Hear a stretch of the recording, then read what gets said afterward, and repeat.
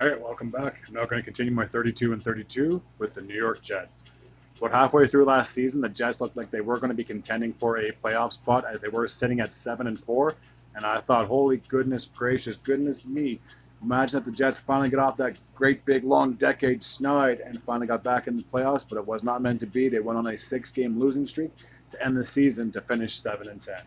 So heading into this season, it's going to be interesting. There are a few key acquisitions. Obviously, everyone knows the big name that's going to the Jets, but I'll get to him in just 1 second. So Alan Lazard from the Green Bay Packers, he is now heading to the Big Apple, along with Chuck Clark, the safety, and he finished last season. I got the ESPN app. It just takes a little while to load, so I do apologize.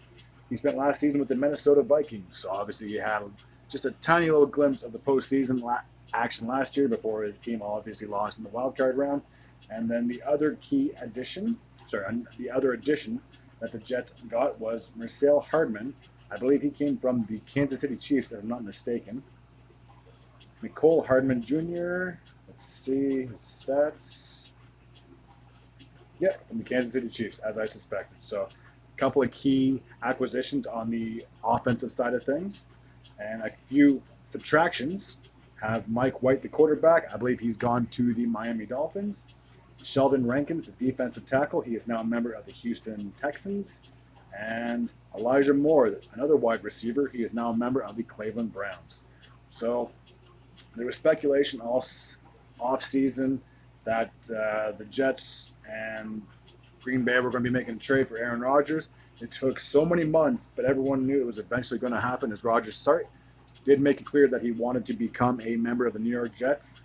And a lot of people were making jokes about, he's basically going to be pulling another Favre, that after he's done with the Jets, he's going to go sign with the Minnesota Vikings.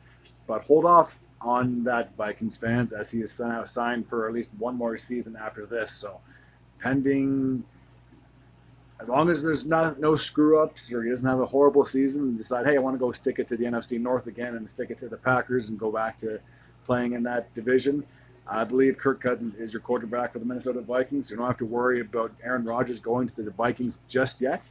Maybe in 2 years he'll decide to do that. Who knows? I mean, the guy's very unpredictable, as there's obviously rumors that he may just walk away, retire. There was another rumor saying that he'd be going back to Green Bay, but evidently he wanted to have the spotlight on him. And when doesn't he want to have the spotlight on him? He loves the attention. And he can say he doesn't, but honestly, he really does love the attention. So coming into this season, obviously there's going to be high expectations for this New York Jet team. The last time they made the postseason was in the 2010/11 season when they got to the AFC Championship game, but they lost to the Pittsburgh Penguins. So Pittsburgh Penguins, I do apologize. I have hockey on my brain. The Pittsburgh Steelers in the AFC Championship. So been well over a decade. You can almost say this is now year 13 that without any playoffs in the New York Jets era. The last time they had an above 500 record, I believe, was in the 2015-16 season when they finished 10-6, and they just missed out in the postseason. Ironically, the Pittsburgh Steelers, they got the last wild card position there. So it seems that if you're a Pittsburgh Steelers, you're probably not if you're a New York Jet, when you hear the word Pittsburgh Steelers, you probably cringe a little bit, to say the least, as obviously the last 2 times you've been knocked out more or less by that said team.